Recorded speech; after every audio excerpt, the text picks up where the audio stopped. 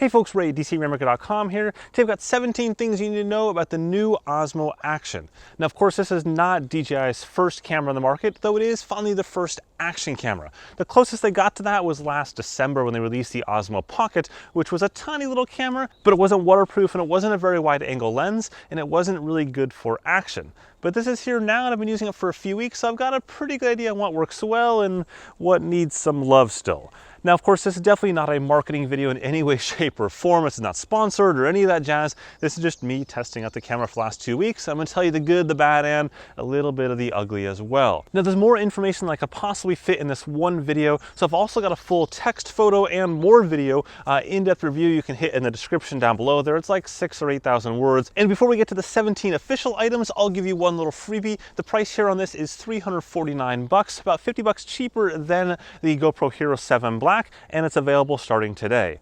With that, let's dive into number one, which is the new dual screen displays. And this is probably the feature you're probably gonna see and hear the most about the new Osmo Action, and honestly, for good reason. So the way it works is on the back, there is a 2¼ inch, so 2.25 inch display, full color touchscreen, 750 nits of brightness. It's super, super bright. And on the front, there is a 1.4 inch screen that is non-touch, but you can go ahead and use that for framing. To switch between the two, you simply double tap on the back using 2 fingers, and that swaps it to the front screen, or you can long hold the quick shot button on the side for about a second, 2 seconds, and that switches it to the front screen as well. Now, in my experience, this has actually been more useful than I expected it to be. Of course, with action cameras, when you hold them out like this, they've got such wide angle lenses that it's kind of hard to screw up, but what this gets you is a little bit better framing.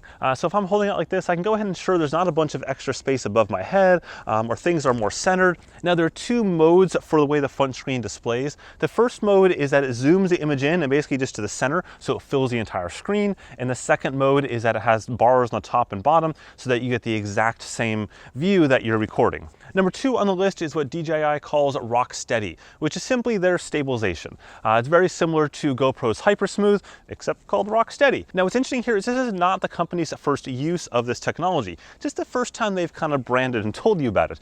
In fact, the exact same technology used here, you saw way back in the DJI Spark drone about 2 years ago. They've simply poured it into here, removed the half of the gimbal that you had in the Spark, and now it's in an action cam. And in my testing, it's done really darn well. I've been mountain biking, road biking, running, I mean, all sorts of stuff. And as you can see on the screen here, side by side with the GoPro Hero 7 Black, it holds its own. Like across all these scenarios, no problems at all. I've gone ahead up in the corner as well and linked a whole video of just sample footage. It's just sample footage across the board of all sorts of things, including a bunch of things with Rocksteady enabled. On the Osmo Action, it's definitely quite a bit narrower than the GoPro Hero 7 Black, but it becomes even more pronounced when you go onto the Super View mode on the Hero 7 Black at 1080p, in which case it's just substantially wider. Next on the list is what DJI calls Dewarp, which basically means it's no longer fisheye, but there is still a fisheye option, which is actually the default. And by fisheye, it just means it's super wide. Some people call it fisheye, some people, there's different names for it. It's what you're familiar with on a GoPro action camera. Of course, GoPro has something called linear mode, but the problem with GoPro's linear mode is it tops out at 2.7K 60, so you can't do 4K in linear mode.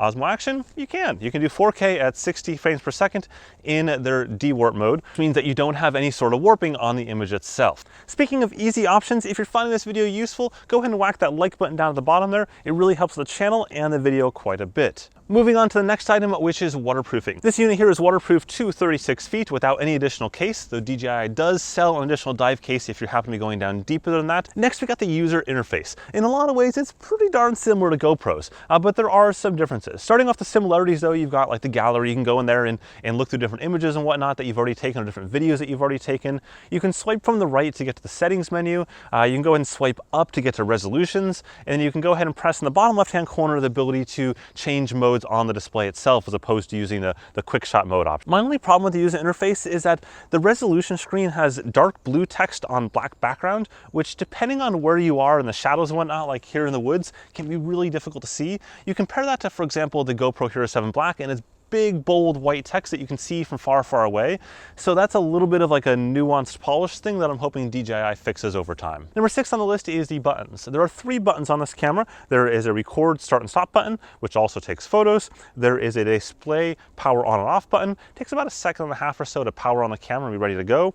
And then there's a quick shot button, which changes different quick shot modes. So it's kind of a way to basically change modes from video to photo and whatnot. And there's actually some customization you can do in that as well that we'll get to in just a moment. But first we need to talk about sound. The camera has two microphones on it. One is on the top right next to the display button, and the second is on the right-hand side, just on the right-hand side. That is different than the GoPro, which has three microphones. And the reason you want more microphones is for noise reduction. The more microphones they have, the more they can cancel out that wind noise. Still, in my testing, it's not too bad. I put it side by side with the GoPro Hero 7 Black. For example, here is the Osmo Action. I've got a bit of a crosswind. I'm going about 20 miles an hour, about 35 kilometers an hour, give or take.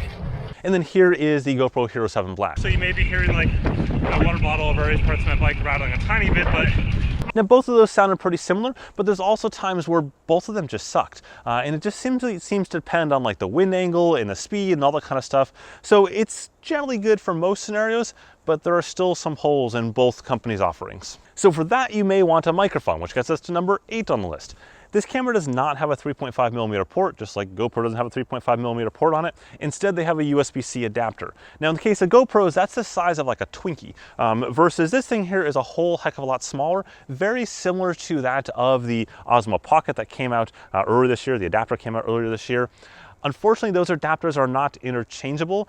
For one, you can't use the GoPro adapter on this, and you can't even use the DJI OSMO Pocket adapter on this either. So that's something I'm definitely looking forward to test once they go ahead and release that. Next, we got battery life. There are two claims made here. Number one is at 4K 30 with Rocksteady enabled, so stabilization enabled, you'll get 91 minutes. And then at 1080p 30 with Rocksteady disabled, you'll get 1 hour and 56 minutes. In my testing, both of those seem about right. And the good news here is you can remove the battery and swap out for additional batteries or buy additional batteries. And what's actually kind of interesting is that the battery door is attached to the battery itself. So like when you remove the battery door, you remove a chunk of the case, which there's nothing wrong with that. It's just something you didn't really expect the first time you open it up, that the side of the case comes with it and is like glued onto the battery. Number 10 on the list is that this camera supports HDR, or can produce HDR content, which is something we saw DJI announce last year along with the Mavic 2 series, and we're seeing it here as well.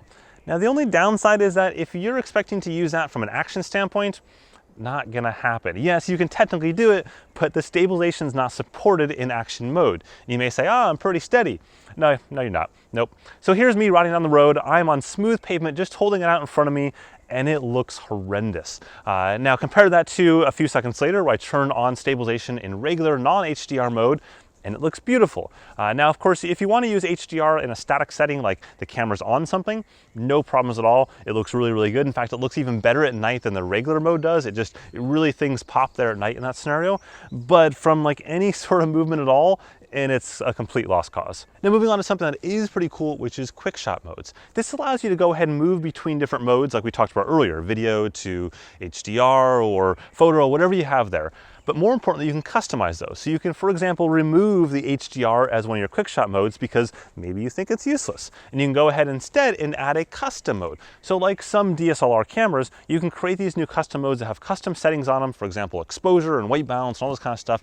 So you can very quickly, as the name implies, switch to that mode. Since we're on the modes train, let's talk about photo modes. The camera has most of the things that you would expect. For example, you can take a single shot, you can take a time shot, you can take a time-lapse photo shot or time-lapse video as well. You can take an auto exposure bracketed shot, so basically to combine those in to get more dynamic range.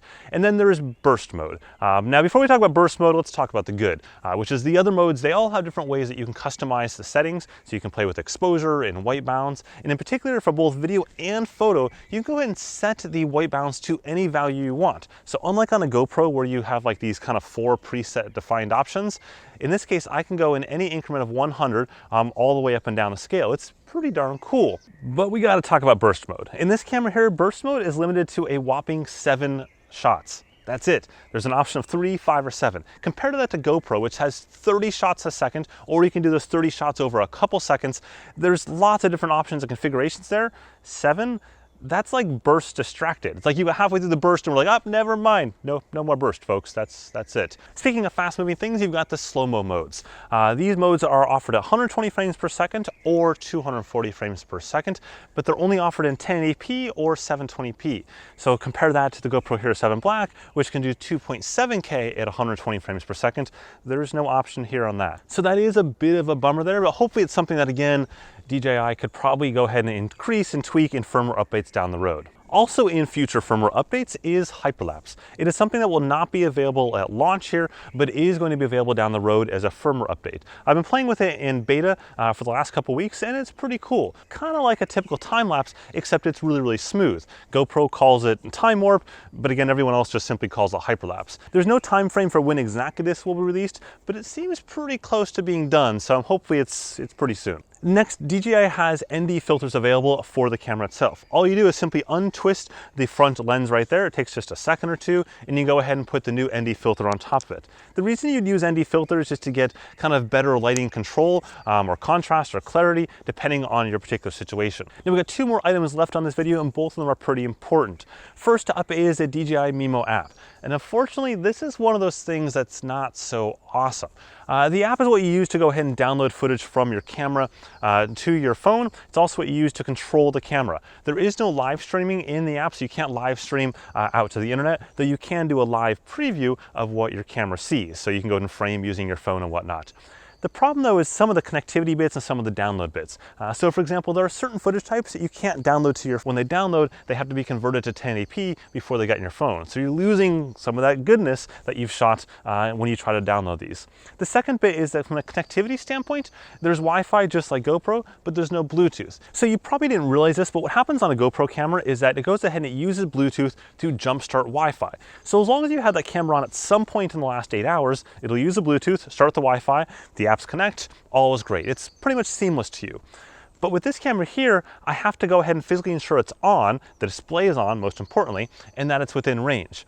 So that becomes a challenge if I've got it set up somewhere far away, it goes into timeout mode, and now I can't get back to it's clunky. So we'll go ahead and wrap up with the mounts. Now this uses GoPro compatible mounts, which means that it works with, well, any GoPro mount out there. So GoPro has used one style of mounts throughout their entire history. So if you have accessories for your GoPro camera, it'll work with this just fine. In fact, the case size on this is almost identical to the Hero 7 Black, which is the same as the Hero 6, which is the same as the Hero 5, like from a width standpoint and a height standpoint. So it's gonna fit in all the same places that you may have had previously. Okay, there you go, a complete look at the Osmo Action. Now you may be wondering, is this a GoPro killer? And the answer is no. Not yet, but it's definitely something that GoPro should be super concerned about. This will without question take some sales away from GoPro Hero 7 this year, but I'm more interested in what it might do down the road. Still, there are a lot of things I really, really like about this. Number one, the dual screen display. That's awesome. I'm loving it from a framing standpoint. Number two is the fact that in 4K 60, I can do kind of those dewarped non-fisheye shots, whereas in GoPro I'm limited to 2.7K. And then also the new quick shot modes, the fact that I can go ahead and add custom modes into that, that's super cool. Those are some awesome things. On the downside though, is really everything to do with the app for me. The app, it feels so unpolished compared to GoPro's, which is funny because most people don't think a GoPro's app is all that awesome, but when you go from that to this, it's definitely a drop. The same is true of the connectivity bits as well. I really like the fact that I can just have my camera stuffed in my bag or have it far away and I can easily go ahead and start it and do what I want with it, which I can't seem to do with this. Still, this is an amazing first attempt at things, and it's really gonna be interesting to see where the company can go from here. Again, if you found this interesting, whack that like button at the bottom or hit the little subscribe button there for more sports technology goodness down the road. Have a good one.